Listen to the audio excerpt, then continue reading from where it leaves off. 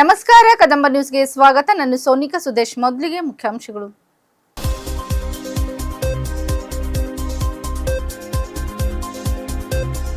ಇಂಧನ ಕೊರತೆಯಿಂದ ಪರದಾಟ, ಹಲವು ಪೆಟ್ರೋಲ್ ಬಂಕ್ಗಳಲ್ಲಿ ಸ್ಟಾಕ್ ಖಾಲಿ.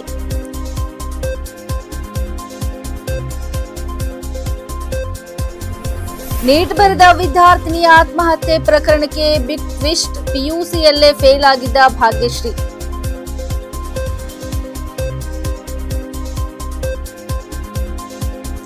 ಕಾರ್ಕಳದಲ್ಲಿ ನೂತನ ಅರಣ್ಯಾಧಿಕಾರಿಗಳ ಕಚೇರಿ ಉದ್ಘಾಟಿಸಿದ ಈಶ್ವರ್ ಖಂಡ್ರೆ.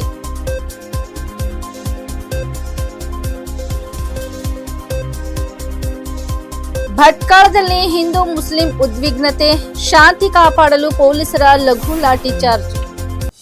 ಸುದ್ದಿಯ ವಿವರಗಳು.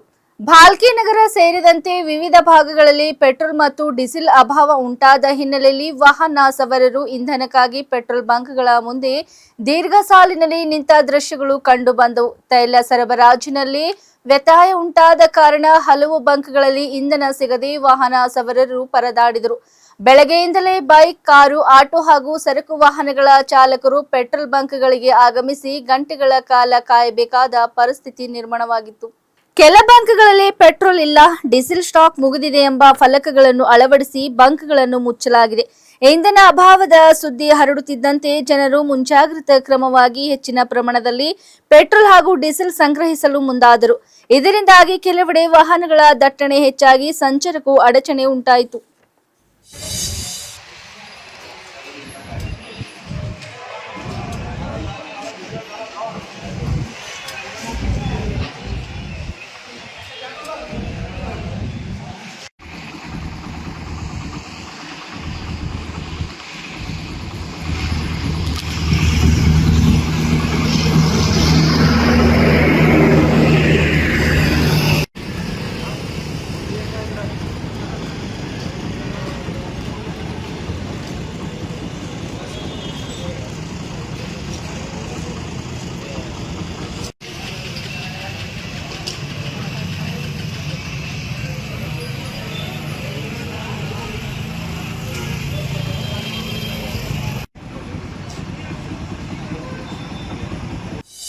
ನೀಟ್ ಪರೀಕ್ಷೆ ಬರೆದ ಬೆನ್ನಲ್ಲೇ ಆತ್ಮಹತ್ಯೆ ಮಾಡಿಕೊಂಡಿದ್ದ ವಿದ್ಯಾರ್ಥಿನಿ ಭಾಗ್ಯಶ್ರೀ ಪ್ರಕರಣಕ್ಕೆ ಇದೀಗ ಬಿಗ್ ಟ್ವಿಸ್ಟ್ ಸಿಕ್ಕಿದೆ. ಆತ್ಮಹತ್ಯೆಗೆ ಶರಣಾಗಿರುವ ವಿದ್ಯಾರ್ಥಿನಿ ಪಿಯುಸಿ ಪರೀಕ್ಷೆಯಲ್ಲೇ ಫೇಲ್ ಆಗಿದ್ದ ಆಘಾತಕಾರಿ ಸತ್ಯ ಇದೀಗ ಬೆಳಕಿಗೆ ಬಂದಿದೆ. ಈಕೆ ನೀಟ್ ಪ್ರಶ್ನೆ ಪತ್ರಿಕೆ ಸೋರಿಕೆಯಾಗಿ ಪರೀಕ್ಷೆ ರದ್ದಾದ ಕಾರಣ ಸಾವಿಗೆ ಶರಣಾಗಿದ್ದಾಳೆ ಎಂದು ಕುಟುಂಬಸ್ಥರು ಹೇಳಿದರು. ದ್ವಿತೀಯ ಪಿಯುಸಿ ಫಲಿತಾಂಶ ಬಂದಾಗ ವಿದ್ಯಾರ್ಥಿನಿ ಭಾಗ್ಯಶ್ರೀ ತನಗೆ 92% ಅಂಕಗಳನ್ನು ಪಡೆದು ಪಾಸ್ ಆಗಿರುವುದಾಗಿ ಹೆತ್ತವರ ಬಳಿ ಹೇಳಿಕೊಂಡಿದ್ದಳು. ಮಗಳ ಮಾತನ್ನು ನಂಬಿದ್ದ ಪೋಷಕರು ಆಕೆ ವೈದ್ಯಕೀಯ ಶಿಕ್ಷಣದ ಕನಸು ಹೊತ್ತು ನೀಟ್ ಪರೀಕ್ಷೆ ಬರೆಯಲು ಸಂಪೂರ್ಣ ಬೆಂಬಲ ನೀಡಿದರು. ಇತ್ತೀಚೆಗಷ್ಟೇ ಭಾಗ್ಯಶ್ರೀ ನೀಟ್ ಪರೀಕ್ಷೆಯನ್ನು ಬರೆದಿದ್ದಳು. ಈಗ ಲಭ್ಯವಾಗಿರುವ ಮಾರ್ಕ್ಸ್ ಕಾರ್ಡ್ ಪ್ರಕಾರ ಭಾಗ್ಯಶ್ರೀ ದ್ವಿತೀಯ ಪಿಯುಸಿಯ ಗಣಿತ ಮತ್ತು ಭೌತಶಾಸ್ತ್ರ ಪರೀಕ್ಷೆಯಲ್ಲಿ ಫೇಲ್ ಆಗಿದ್ದಳು. ಬಳಿಕ ಅವಳು ಭೌತಶಾಸ್ತ್ರ ಮತ್ತು ಗಣಿತ ಮರುಪರೀಕ್ಷೆ ಬರೆದಿದ್ದಳು. ಭೌತಶಾಸ್ತ್ರದಲ್ಲಿ 51 ಅಂಕ ಪಡೆದು ತೇರ್ಗಡೆಯಾಗಿದ್ದಾರೆ. ಗಣಿತದಲ್ಲಿ 24 ಅಂಕ ಪಡೆದು ಅನುತ್ತೀರ್ಣರಾಗಿದ್ದಳು. ದ್ವಿತೀಯ ಪಿಯುಸಿಯ ಪರೀಕ್ಷೆ 2ರ ಫಲಿತಾಂಶ ಮೇ 21ರಂದು ಪ್ರಕಟವಾಗಿತ್ತು. ಪಿಯುಸಿ ಫಲಿತಾಂಶದಲ್ಲಿ ತಾನು ಫೇಲ್ ಆಗಿರುವ ವಿಷಯ ಮನೆಯವರಿಗೆ ಗೊತ್ತಾದರೆ ಎಲ್ಲಿ ಬೈಯುತ್ತಾರೋ ಅಥವಾ ತಮ್ಮ ನಿರೀಕ್ಷೆ ಸುಳ್ಳಾಯಿತಲ್ಲ ಎಂಬ ತೀವ್ರ ಮನಸ್ತಾಪ ಹಾಗೂ ಭಯದಿಂದಲೇ ವಿದ್ಯಾರ್ಥಿನಿಯ ಆತ್ಮಹತ್ಯೆಯ ಹಾದಿ ಹಿಡಿದಿರಬಹುದು ಎಂಬ ಶಂಕೆ ವ್ಯಕ್ತವಾಗಿದೆ.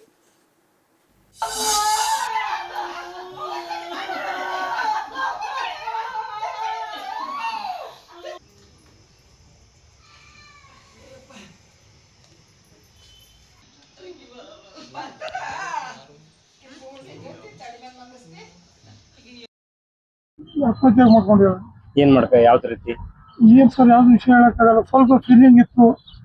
ನಾನು ಮತ್ತೊಂದು ಬರಿಬೇಕಲ್ಲ ಅನ್ನೋದು. ಏನ್ ಬರಿಬೇಕು? ನೀಟ್ ಮತ್ತೊಂದು ಬರಿಬೇಕು ಅನ್ನೋದು ಸ್ವಲ್ಪ ಫೀಲಿಂಗ್ ಮಾಡ್ಕೊಂಡಿದ್ರು. ಅದೇ ಹೇಳ್ದೆವು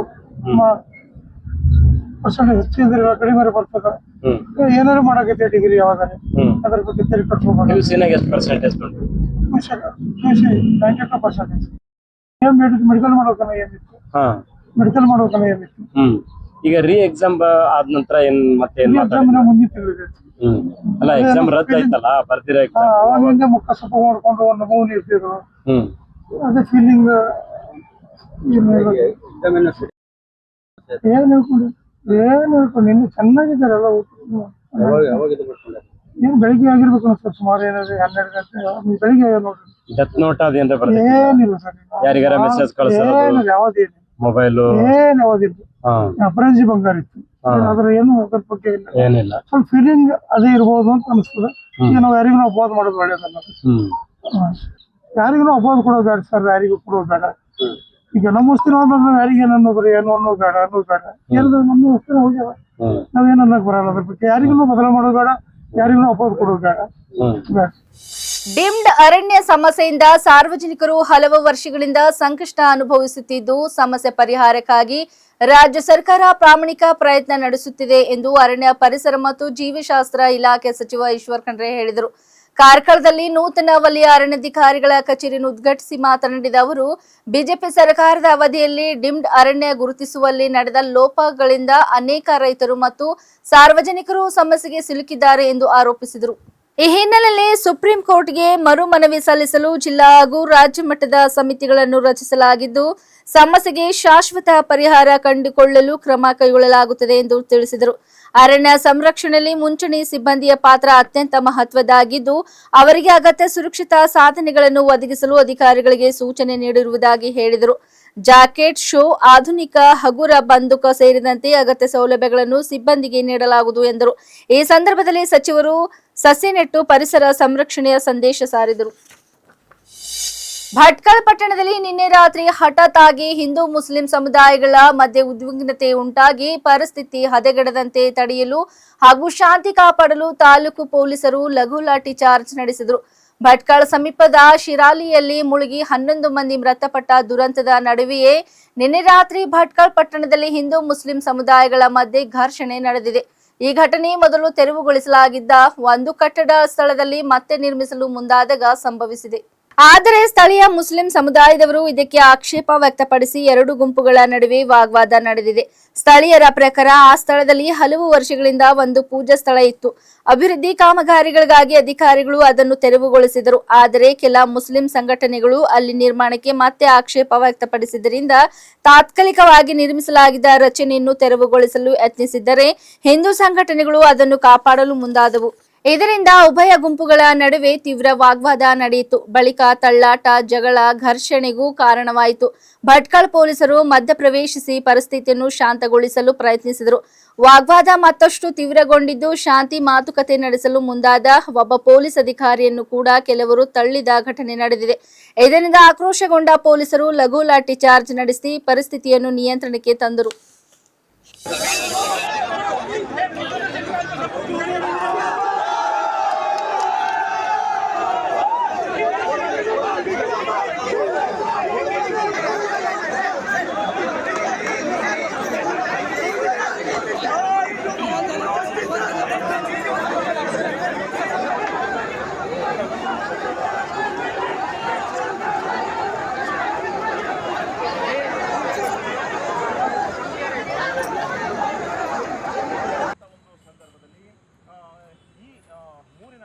ಕಟ್ಟಡವನ್ನು ಅಂದರೆ ಕಟ್ಟೆಯನ್ನು ಹಿಂದೂ ಪರ ಸಂಘಟನೆಯವರು ಇವತ್ತು ಮುಂಜಾನೆ ಇಲ್ಲಿ ನಿರ್ಮಾಣವನ್ನು ಮಾಡಿದರು. ಇದು ರಾಷ್ಟ್ರೀಯ ಹೆದ್ದಾರಿ ಪ್ರಾಧಿಕಾರದ ಒಂದು ಇದ್ರ ಬಗ್ಗೆ ನನಗೆ ಗೊತ್ತಿಲ್ಲದೆ ನಾನೇನು ಮಾತಾಡಲಿಕ್ಕೆ ರೆಡಿ ಇಲ್ಲ. ನಾನು ದೇವಸ್ಥಾನ ಕಟ್ಟುವ, ದೇವಸ್ಥಾನ ತೆಗೆಯುವನಲ್ಲ. ಅರ್ಥ ಆಯ್ತಾ? ಹಾಗಾಗಿ ಅದು ಏನಾಗಿದೆ ಸಾಲ್ವ್ ಮಾಡೋ ಕೆಲಸ ಸರಿಯಾಗಿ ಸರಿಪಡಿಸಿ ಅದನ್ನು ಕ್ಲಿಯರ್ ಮಾಡೋ ಕೆಲಸವನ್ನು ಮಾಡ್ತೇವೆ. ಎಲ್ಲರೂ ಚೆಂದ ರೀತಿಯಲ್ಲಿ ಬದುಕಬೇಕು, ಬಾಳಬೇಕು. ಏನು ವ್ಯತ್ಯಾಸ ಆಗಿದೆ, ಇಲಾಖೆಯವ್ರದ್ದು ವ್ಯತ್ಯಾಸ ಆದರೆ ಇಲಾಖೆಯವ್ರ ಮೇಲೆ ಆ್ಯಕ್ಷನ್ ಆಗ್ತದೆ. ಅಥವಾ ಸಾರ್ವಜನಿಕರು ಯಾವುದೇ ಮುಸ್ಲಿಮ್ ಇರಲಿ ಹಿಂದೂಗಳಿರಲಿ ಯಾರು ತಪ್ಪು ಮಾಡಿದರೂ ಅದು ತಪ್ಪೇ, ಅದು ತಪ್ಪಿಗೆ ಅವ್ರ ಮೇಲೆ ಕ್ರಮ ಆಗ್ತದೆ.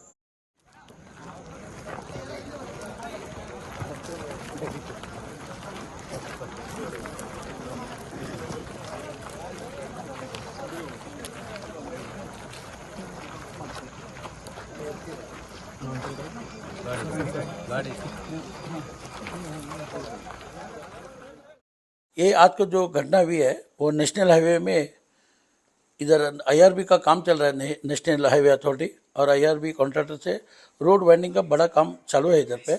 उस काम के बीच में इधर एक काटे है, मरविन काटे बोल के, वो 1 साल से थोड़ा डिस्प्यूट था उधर। पहले एक पुराना एक काटा हुआ, एक दरख्त का एक काटे बोलते हैं हम लोग उसको। वो काटे में थोड़ा साल के एक बार ऐसा पूजा पाठ होती है वहाँ पे। वो काटे का ऑलमोस्ट नेशनल हाईवे का अथॉरिटी लोग उसको निकालने का ये था, आदेश था। उसके बाद में ऐसा बहुत जगह हुआ है और नेशनल अथॉरिटी वाले निकाले हैं।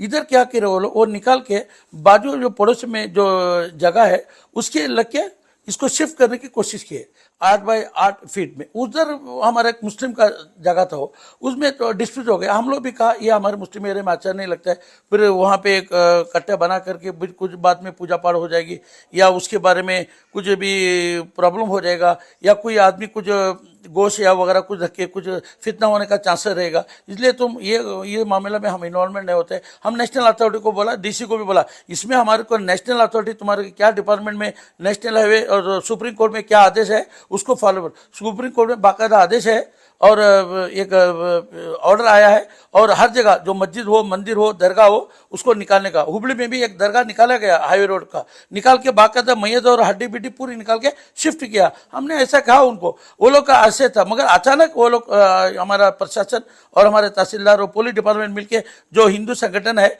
उसको बांधने को इजाजत दी कि उनके सामने ठहर के वो काटे बांधा। काटे बांधने के बाद पूरा हमारे गाँव में टेंशन हो गया, पूरे लोग 2 कम्युनिटी में बहुत टेंशन हो गया। अभी रात को बहुत टेंशन हो गया, आदमी लोग गलाटा हो गया, नेशनल हाईवे ब्लॉक भी हो गया। हमारा यही थी कि हमको कॉन्फिडेंस में लेके हमारे मुखर को वो लोग कॉन्फिडेंस में नहीं लिया, हमारा DC साहब और हमारे यहाँ के तहसीलदार, यहाँ के पुलिस ऑफिसर, सभी प्रॉब्लम हो गया। घटना भागी हुई, बहुत बड़ा घटना हो गया। अभी अशांत है और मैं सबसे भी यही अनुमत करता हूँ सबको शांति से रहने के लिए। अभी मामला थोड़ा सुलझा, फिर कल क्या होता है देखना चाहिए। हमारा यही है कि उधर जो नेशनल हाईवे, नेशनल अथॉरिटी उसको उठाओ, हमको कुछ, हम उसको काटे के बारे में हम उसको इज्जत देते हैं, उसको सम्मान देते हैं, मगर वो बीच में रखे तो हमको कुछ प्रॉब्लम नहीं है। मगर दूसरों की जगह पे रखना ये अच्छा नहीं है ना, उससे आगे किधर भी शिफ्ट करो हमको प्रॉब्लम है। हमारे जो मुस्लिम का जगह पे उसको शिफ्ट नहीं करना होगा, ये हमारा डिमांड, यही हमारी बात थी।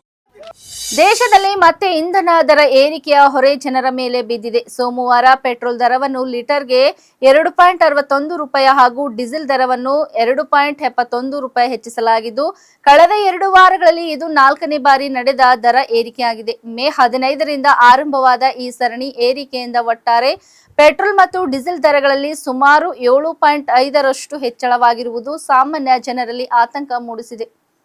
ಇಂಧನ ದರ ಏರಿಕೆಯಿಂದ ಸಾರಿಗೆ ವೆಚ್ಚ, ಆಹಾರ ವಸ್ತುಗಳ ಬೆಲೆ, ಕೈಗಾರಿಕಾ ಉತ್ಪಾದನಾ ವೆಚ್ಚ ಸೇರಿದಂತೆ ಹಲವು ಕ್ಷೇತ್ರಗಳಲ್ಲಿ ಬೆಲೆ ಏರಿಕೆಯ ಭೀತಿ ಎದುರಾಗಿದೆ. ಹೊಸ ದರ ಪರಿಷ್ಕರಣೆಯ ನಂತರ ರಾಷ್ಟ್ರ ರಾಜಧಾನಿ ದೆಹಲಿಯಲ್ಲಿ ಪೆಟ್ರೋಲ್ ದರ ಲೀಟರ್ಗೆ 102.12ಕ್ಕೆ ಏರಿಕೆಯಾದರೆ ಡೀಸೆಲ್ ಬೆಲೆ 95.20ಕ್ಕೆ ತಲುಪಿದೆ. ಮುಂಬೈನಲ್ಲಿ ಪೆಟ್ರೋಲ್ 111.21 ಹಾಗೂ ಡೀಸೆಲ್ 97.83 ಆಗಿದೆ. ಕೋಲ್ಕತ್ತಾದಲ್ಲಿ ಪೆಟ್ರೋಲ್ 113.51 ಮತ್ತು ಡೀಸೆಲ್ 99.82 ದರಕ್ಕೆ ಮಾರಾಟವಾಗುತ್ತಿದೆ. ಸಿಲಿಕಾನ್ ಸಿಟಿ ಬೆಂಗಳೂರಿನಲ್ಲಿ ಪೆಟ್ರೋಲ್ ದರ 108.9 ಹಾಗೂ ಡೀಸೆಲ್ ಬೆಲೆ 108.9 ಏರಿಕೆಯಾಗಿದೆ. ಇದೇ ರೀತಿ ಚೆನ್ನೈನಲ್ಲಿ ಪೆಟ್ರೋಲ್ 107.77 ಹಾಗೂ ಡೀಸೆಲ್ ಬೆಲೆ 99.55ಕ್ಕೆ ಏರಿಕೆಯಾಗಿದೆ. ರಾಜ್ಯ ಸರ್ಕಾರಗಳ ಸ್ಥಳೀಯ ತೆರಿಗೆಗಳು ಬೇರೆ ಬೇರೆ ಇರುವುದರಿಂದ ಪ್ರತಿ ರಾಜ್ಯದಲ್ಲೂ ದರಗಳಲ್ಲಿ ವ್ಯತ್ಯಾಸ ಕಂಡು ಬರುತ್ತಿದೆ. ಮೇ 15ರಂದು ಮೊದಲ ಬಾರಿಗೆ ಪೆಟ್ರೋಲ್ ಮತ್ತು ಡೀಸೆಲ್ ದರಗಳನ್ನು ತಲಾ ₹3ರಷ್ಟು ಹೆಚ್ಚಿಸಲಾಗಿತ್ತು. ಬಳಿಕ ಮೇ 19ರಂದು ಸುಮಾರು 90 ಪೈಸೆ ಏರಿಕೆ ಮಾಡಲಾಗಿತ್ತು. ಮೇ 23ರಂದು ಮತ್ತೆ ಪೆಟ್ರೋಲ್ಗೆ 97 ಪೈಸೆ ಮತ್ತು ಡೀಸೆಲ್ಗೆ 91 ಪೈಸೆ ಹೆಚ್ಚಳವಾಗಿತ್ತು. ಇಲ್ಲಿವರೆಗೆ ಸುದ್ದಿ ಕೊಟ್ಟಿದ್ದು ನಾನು ಸೋನಿಕಾ ಸುದೇಶ್. ಮುಂದಿನ ಸುದ್ದಿಯೊಂದಿಗೆ ಮತ್ತೆ ಭೇಟಿಯಾಗೋಣ. ವಂದನೆಗಳು.